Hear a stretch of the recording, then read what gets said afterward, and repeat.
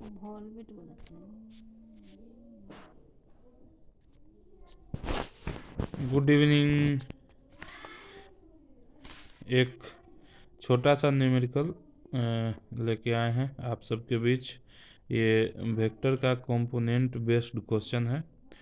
इसमें हम दोनों बताते हैं। सबसे पहले तो कंपोनेंट कैसे किसी वेक्टर का निकाला जाता है इसको थोड़ा सा समझ लेते हैं, फिर इस सवाल को बनाएंगे। जैसे कि मान लीजिए कि एक राइट एंगल ट्रायंगल है ऐसे, एक राइट एंगल ट्रायंगल है ऐसे,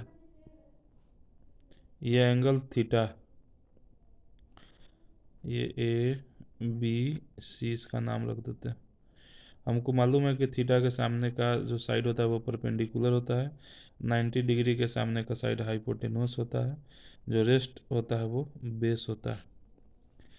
अगर हाइपोटेनस हमको दिया हुआ हो और हमको ये बेस निकालना हो तो हम क्या लगाएंगे, क्या फार्मूला लगाएंगे कॉस थीटा, क्योंकि कॉस थीटा ही इसका और इसका रिलेशन देता है बी और एच, यानी बी हमारा क्या हो गया, एच कॉस थीटा। समझ गए।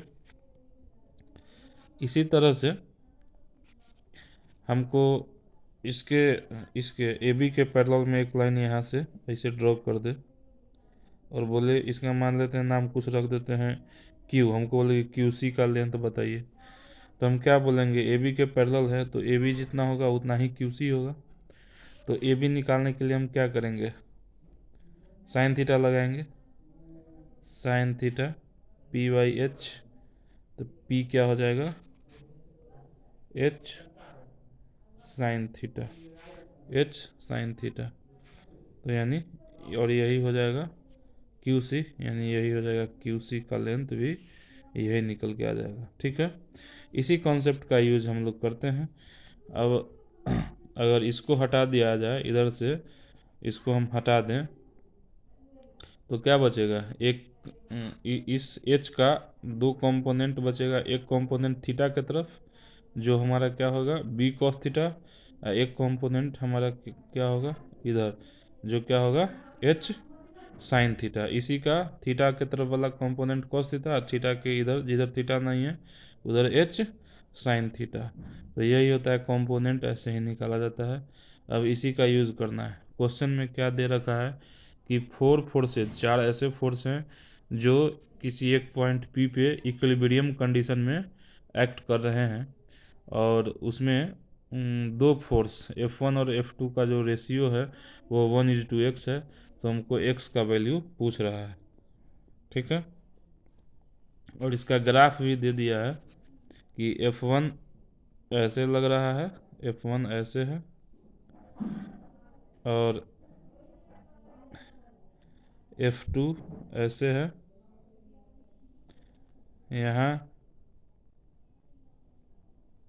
ये 1 न्यूटन दे रखा है, यहाँ एंगल दे दिया है 45 डिग्री, एंगल 45 डिग्री। एक इधर फोर्स दे दिया है 2 न्यूटन का, 2 न्यूटन।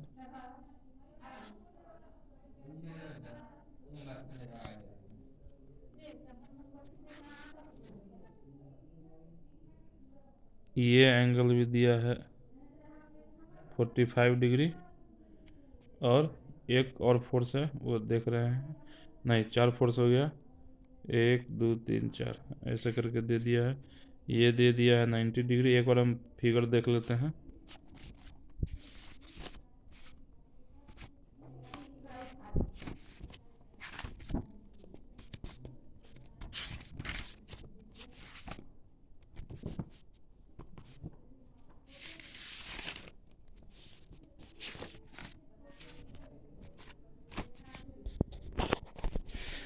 तो आइए अब निकालते हैं। F1 F2 का रेशियो क्या दिया हुआ है 1:x। तो ये पहले F1 निकालने की कोशिश करते हैं। तो F1 किधर है, इस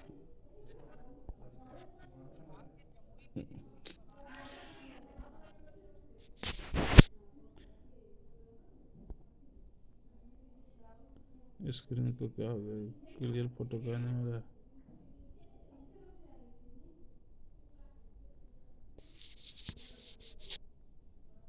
तो F1 पहले निकालते हैं F1। तो F1 कितना आएगा, ये 1 न्यूटन है, तो इधर थीटा है, तो इधर कितना होगा F1 1 cos थीटा, यानी cos का 45 डिग्री, यानी 1 इंटू 1/√2 यानी 1/√2 आ गया ये F1। F1 का इस 1 न्यूटन का एक और कंपोनेंट कहाँ है, इधर है, ये क्या हो जाएगा, इधर F1 यानी 1 sin 45 ये हो जाएगा। अब आइए F2 निकालते हैं। F2 को निकालने के लिए एक अगर इधर से हम ऐसे लाइन ड्रॉ कर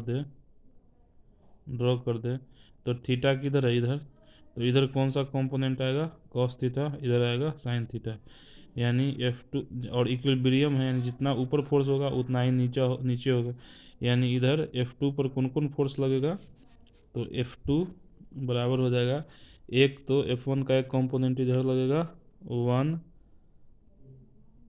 sin 45 डिग्री प्लस एक इसके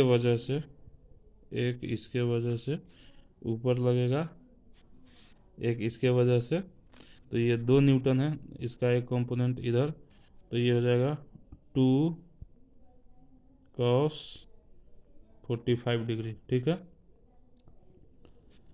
यानी F2 कितना हो जाएगा 1 इंटू 1/√2 प्लस 2 इंटू 1/√2 यानी 3/√2, ठीक है। अब हमको दिया हुआ है कि F1 अपॉन F2 कितना है 1/x, तो F1 कितना है 1/√2 यानी 1/√2 अपॉन 3/√2 बराबर क्या 1/x, 1/x √2 से √2 यानी 1/3 कितना हो गया 1/x, तो x कितना हो जाएगा 3 न्यूटन, तो कि सॉरी x3 जो रेशियो का कोई यूनिट नहीं होता है, तो x क्या हो जाएगा 3 हो जाएगा, यानी x का वैल्यू क्या आ गया 3, ठीक है।